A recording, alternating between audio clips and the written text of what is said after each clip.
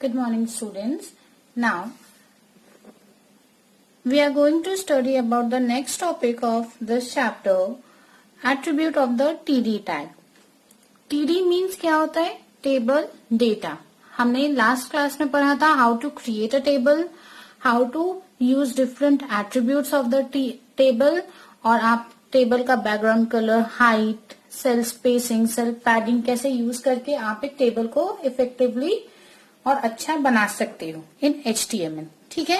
अब उसमें एक एट्रीब्यूट था TD टैग. TD टैग का मतलब होता है टेबल में जो आप डेटा एंटर करते हो. जैसे ये देखो एक टेबल बना हुआ है, इसमें डेटा जो एंटर किया हुआ है वो आप कैसे एंटर करोगे. TD टैग के अंदर सर्टेन आपको टैग्स पढ़ने होते हैं. ठीक है. आज का टॉपिक हम पढ़ रहे हैं attributes of the TD tag. So let's start. The TD tag stands for table data. It is used to fill data in the cells. The attribute of the TD tag to present cell or table data in a more effective manner are as follows.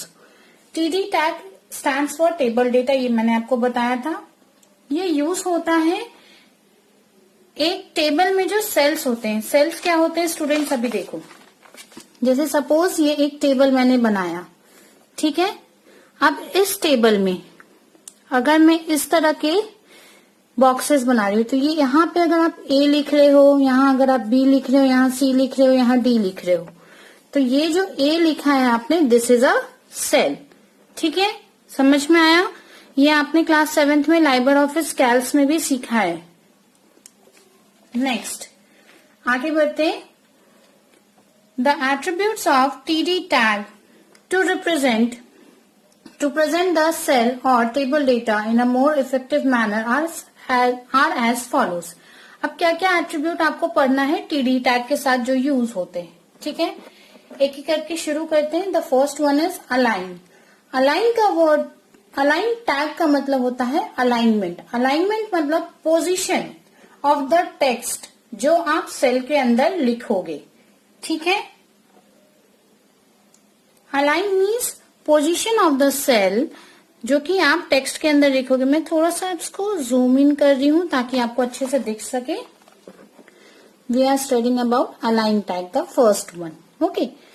This attribute is used to display the position of text in a cell horizontally.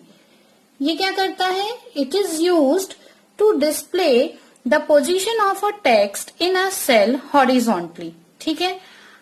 जैसे कि हम एक cell में कोई भी अगर text लिखते हैं तो उसका पोजीशन हॉरिजॉन्टली कैसे रिप्रेजेंट करना है, कैसे डिस्प्ले होगा, वो अलाइन टैग बताता है. That is the horizontal alignment of the text. For example अगर आप कोई भी टेक्स्ट लिख रहे हो तो वो कैसा दिखेगा? सेंटर में दिखेगा, लेफ्ट साइड दिखेगा या राइट साइड दिखेगा. तो अभी मैं आपको एक सेल बना के दिखाती हूँ. देखो ये एक सेल बनाया. ठीक है. यहाँ पे मैंने लिखा बीच में ABC. अब ये जो टेक्स्ट है बेटा ABC, अलाइनमेंट क्या बताएगा आपको कि ये बीच में यानी इस सेल के बीच में सेंटर अलाइंड है. ये आपका लेफ्ट साइड होता है, ये राइट साइड होता है. तो लेफ्ट अलाइन में ऐसा हो जाएगा, लेफ्ट कॉर्नर से शुरू होगा, लेफ्ट साइड से अलाइन होगा, राइट साइड में ऐसा बनेगा. देखो ABC मतलब ये राइट साइड से आपको दिखेगा, सेंटर में नहीं, सॉरी, ऐसा ये राइट साइड से दिखेगा. ठीक है. अगर ये बॉक्स नहीं है, ये वाला बॉक्स है. तो समझ में आया? सेंटर मतलब बीच में दिखेगा, लेफ्ट अलाइन मतलब आपके लेफ्ट हैंड साइड से दिखेगा टेक्स्ट, राइट अलाइंड मतलब आपकी राइट हैंड साइड पे आपको टेक्स्ट दिखेगा. समझ में आया? आगे बढ़ते हैं. Now first one is centre. Centre to align the text to the centre. For example TD align. TD tag के साथ हमने अलाइन वर्ड यूज किया. Align tag equals to double quotation में लिखा हमने सेंटर. सेंटर क्यों लिखा? क्योंकि हमको सेंटर में चाहिए टेक्स्ट. ठीक है. अगर हमको लेफ्ट चाहिए होगा तो हम यहाँ पे डबल कोटेशन के अंदर लेफ्ट लिखेंगे. ठीक है. अगर हमें राइट में चाहिए होगा तो हम डबल कोटेशन के अंदर राइट लिखेंगे. Is it clear? So next one is BG colour. Next one is BG colour. This attribute is used to give a background color to an individual cell. अब ये जो एट्रीब्यूट होता है ये use किया जाता है कि जैसे सपोज यहाँ पे साइंस लिखा है, इस साइंस वाले सेल में पीछे यानी इसके बैकग्राउंड में आपको कोई कलर चाहिए तो आप वो सेट कर सकते हो. Next, width and height. This attribute defines the width and the height of an individual cell. अब विड्थ और हाइट आप हर एक सेल का अलग अलग सेट कर सकते हो. ठीक है, कौन से टैग से? विड्थ और हाइट टैग से. This attribute defines the width and height of the individual cell and when specified in either pixels or percentage of table width. For example TD. TD tag यानी table data tag. Width is equals to एक हाइट का number दे दो, width का number दे दो और एक हाइट का नंबर दे दो. क्लियर हुआ? अब मैंने आपको लास्ट वीडियो में भी बताया था कि हाइट और विड्थ या तो हम नंबर में देते हैं या फिर हम परसेंटेज में लिखते हैं. तो आप यहाँ 30 नंबर भी लिख सकते हो, यहाँ पे आप परसेंटेज भी लिख सकते हो. क्लियर हो गया? Row span. Second, next one is row span. This attribute applies when a single cell is extended. ये एट्रीब्यूट अप्लाई होता है जब एक सिंगल सेल को एक्सटेंड किया जाता है 2 या 3 रोज में. जैसे यहाँ देखो, साइंस में फिजिक्स आया, केमिस्ट्री आया, बायोलॉजी आया.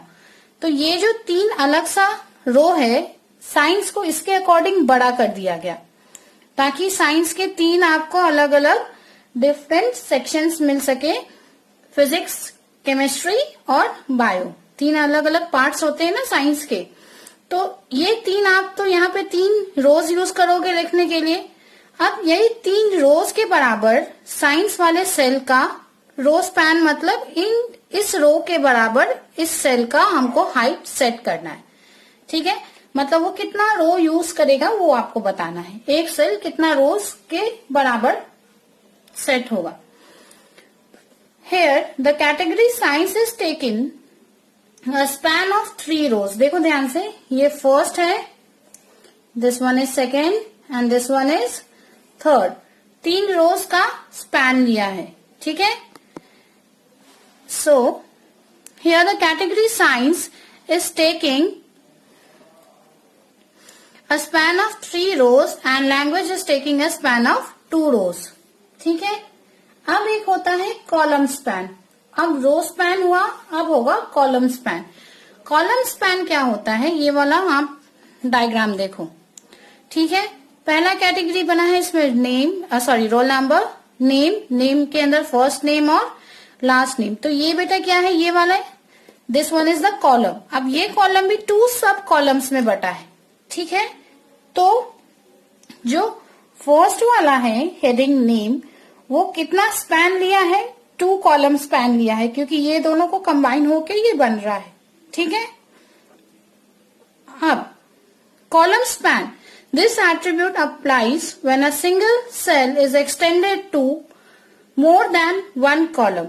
ये एट्रीब्यूट तब अब यूज होता है जब भी आप एक सिंगल सेल को एक से ज्यादा कॉलम्स के लिए एक्सटेंड करते हैं. देखो, नेम एक सिंगल सेल है, यहाँ पे 2 कॉलम्स इसके अंदर है, तो हमने एक सेल एक कॉलम से लेकर दूसरे कॉलम तक इस नेम को एक्सटेंड किया है, इसीलिए यहाँ पे कॉलम स्पैन यूज हो रहा है. क्लियर हो गया? एग्जाम्पल देखो, here the name cell is taking a span of 2 columns. Okay, अब इसके अंदर भी कुछ एट्रीब्यूट्स यूज होते हैं. वी अलाइन क्या होता है? This attribute is used to display the position of text in a cell vertically. V मतलब vertically aligned. ठीक है? It can take 3 values, top, middle and bottom. Clear हो गया? ये 3 values ले सकता है. सिंपल अलाइन जो होता है वो कौन से 3 values लेता है? Centre, left and right. V align जो होता है वो टॉप, मिडिल और बॉटम यूज करता है। देखो कैसे, मैं 3 सेल्स बना रही हूं ताकि आपको मैं डिफरेंस समझा सकूं। टॉप मतलब ABCD एकदम टॉप में लिखा होगा, ठीक है, मतलब ये सेंटर से ABC। अब मिडिल मतलब बीच में लिखा होगा, बॉटम यानी ऐसा लिखा होगा। समझ में आया? तो वी अलाइन जो होता है वो वर्टिकली अलाइनमेंट सेट करता है किसी भी टेक्स्ट का, that is top, middle and bottom. Clear हो गया? Next, attribute of TR tag. TR मतलब होता है table row, T for table, R for row. The TR tag defines the table row. All the attributes of table data TD tag can be applied to TR tag. अब table data के जितने भी tags use किए थे हमने, वो सारे tags हम TR टैग में यूज कर सकते हैं, except row span and column span. Row span और कॉलम स्पैन को छोड़ के अलाइनमेंट और बीजी कलर, विड्थ, हाइट, ये सारा चीज हम TR टैग में भी यूज कर सकते हैं। देखो क्या क्या यूज कर सकते हैं। Other attribute such as align, V align, background, BG colour, width can be used with TR tag. Clear हो गया? Next, attributes of the TH tag. अब TH टैग क्या होता है? TH मतलब T for table, H for headings. The TH tag is used to define table headings with and ends with /TH। मतलब ये start होता है और एंड होता है, तो जो भी टैग स्टार्टिंग होती है और जिसकी एंडिंग होती है उसको हम कैसा टैग बोलते हैं? Container tag. ये मैंने शुरू में पढ़ा है, इसको भूलना नहीं है। किसी भी टैग का अगर स्टार्टिंग हो रहा है और स्लैश के साथ एंडिंग हो रहा है, मतलब वो कैसा टैग है? Container tag. Okay, all the attributes discussed with TD tag can be applied to TH tag as well। मतलब जितने भी हमने attributes जैसे कि align, V align, background, BG color, width, row span, column span भी, क्योंकि इसमें नहीं लिखा हुआ है कि ये दोनों को यूज नहीं करना, इसने बोला है TD में जितना कुछ टैग आप पढ़े हो वो सारा टैग आप TH टैग में भी यूज करते हो। क्लियर हो गया? अब next and the last topic हम आगे मूव कर रहे हैं, that is about inserting images. Students, अब आपने वेब पेज जब देखा होगा तो आपने नोटिस किया होगा कि वेब पेज में क्या क्या रहता है। एनिमेशंस होते हैं, कुछ इमेजेस होते हैं, कुछ ग्राफिक्स होते हैं, कुछ टेक्स्ट रिटन होते हैं, यही सारे होते हैं। तो अगर आपको एक वेब पेज में कोई भी इमेज को इंसर्ट करना है तो कैसे करेंगे, और इमेज टैग के हम क्या क्या एट्रीब्यूट्स पढ़ेंगे। ठीक है, समझ में आया? चलो, next topic is inserting image. In addition to well organised text, a good web page also has images. Images helps the reader to understand the content of the web page better. Okay, they also add to the visual appeal of the web page and make it look attractive. Yes, this is the important point. अब हम image क्यों डालते हैं? Suppose अगर आप एक project बना रहे हो, ठीक है, आप जो भी प्रोजेक्ट का टॉपिक होगा उससे रिलेटेड कोई इमेज अगर आप अपने वेब पेज में रखोगे तो आपका जो विजुअल अपील होगा, यानी जो अपीयरेंस होगा आपके वेब पेज का, वो बहुत ज्यादा अट्रैक्टिव और इफेक्टिव दिखेगा। ठीक है, to insert an image in a web page use the IMG tag. IMG का मतलब होता है इमेज टैग। ठीक है, IMG is an empty tag and creates holding space for the image to be inserted। ये एक एम्प्टी टैग है और स्पेस क्रिएट करता है कौन सा इमेज इंसर्ट होगा उसके लिए। Now we have to study about the different attributes of IMG tag. Find the first one. To ensure that an image is correctly inserted in a web page, the following attributes are used. SRC. SRC, it stands for source. The source attributes defines the path or the URL of the image. पहला tag use होता है source. First one is source tag. Source SRC short form है इसका. SRC stands for source. Source का मतलब होता है students, ये एक पाथ डिफाइन करता है. पाथ जैसे कि अगर आपने C ड्राइव या D ड्राइव में कहीं पे भी इमेज किसी भी फोल्डर के अंदर रखा है, तो जब भी आप कोई इमेज खोलते हो तो ऊपर देखना जहां पे लोकल डिस्क C लिखे एक बार रहता है ग्रे कलर का, उसमें उसका पाथ शो होता है कि आपने कौन से ड्राइव में कौन से फोल्डर के अंदर आपने इमेज किस नेम से सेव किया है, ये पूरा बताता है. इफ अगर आप कोई भी इंटरनेट से इमेज ले रहे हो तो आप गूगल पे कोई भी अगर इमेज सर्च करते हो तो जैसे ही आप उस इमेज को क्लिक करते हो तो जो आपका URL एड्रेस वाला स्पेस होता है, वहां पे जो URL एड्रेस जहां पे लिखा रहता है वहां पे इमेज का पाथ आपको दिख जाता है. जो URL दिखता है वो क्या होता है, आपकी इमेज का पाथ होता है. नेक्स्ट आगे बढ़ते हैं. Next is alt tag. ALT. Alt stands for alternate. It stands for alternate. This attribute is useful if an image cannot be displayed by the browser. ये तब यूज होता है जब एक इमेज को ब्राउजर से जब आप एक इमेज ले रहे हो और अपने वेब पेज पे डाल दिया और जब भी आप उसको रन कर रहे हो तो ब्राउजर में जैसे ही आपका वेब पेज ओपन होता है और अगर आपका वेब पेज पे जो आपने इमेज डाला है वो डिस्प्ले नहीं हो रहा है, तब जाके ऑल्ट टैग यूज होता है. In simple words, attribute tag, alt tag is very useful in that in case if the image is not displayed by the browser. In this case, it will show the text written with the alt attribute image details. For example, जो text written होगा, अगर आपका कोई image नहीं दिख रहा है, ठीक है, सपोज आपने एक इमेज डाला, एक स्माइली फेस डाला, बुक के एग्जाम्पल से मैं बता रही हूँ. इमेज का सोर्स क्या है, C ड्राइव में आपने सेव करके रखा था, किस नेम से, smiley.gif. अब .jpg, .png और .gif जो होता है वो इमेज के लिए यूज होता है, ये तो बताया था मैंने. तो ये वाला आपका इमेज का नेम है, ये आपने डाला और इसके साथ ऑल्ट टैग यूज किया, इक्वल्स टू जो इमेज है उसका छोटा सा डिस्क्रिप्शन लिख दिया, इमेज ऑफ अ स्माइली. समझ में आया? तो जो इमेज डाल रहे हैं उसका एक छोटा सा डिस्क्रिप्शन डाल देते हैं. इससे क्या होता है, जैसे ही मैंने इसको ब्राउजर पे रन किया, अगर ये स्माइली वाला फोटो नहीं दिखेगा तो कम से कम ये वाला जो टेक्स्ट लिखे हो ना, इमेज ऑफ स्माइली, ये डिस्प्ले हो जाएगा और यूजर को समझ में आ जाएगा कि यहाँ पे एक स्माइली इमेज था. In some case text written can also be shown as tooltip text. Tooltip text क्या होता है?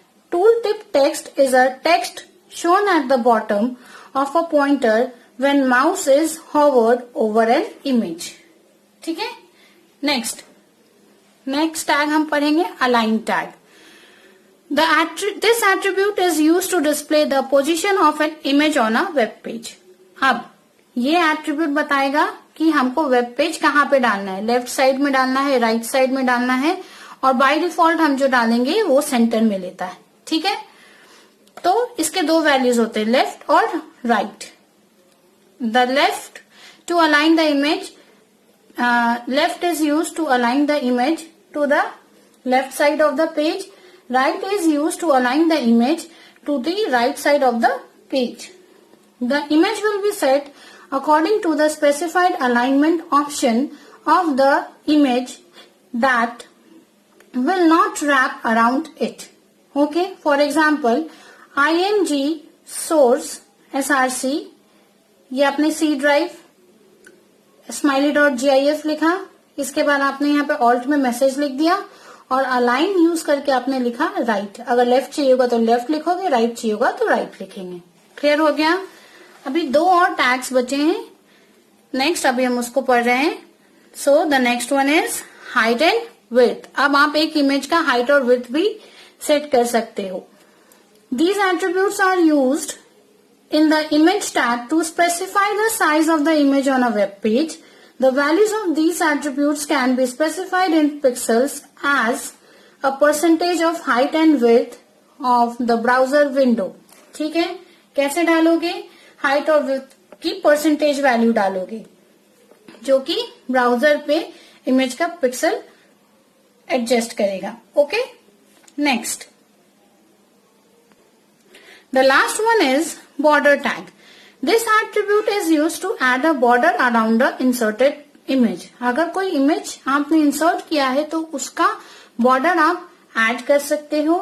थिकनेस ऑफ बॉर्डर को सेट कर सकते हो स्पेसिफाइड पिक्सल्स में, मतलब आपको उसका नंबर बताना होगा कितना पिक्सल नंबर.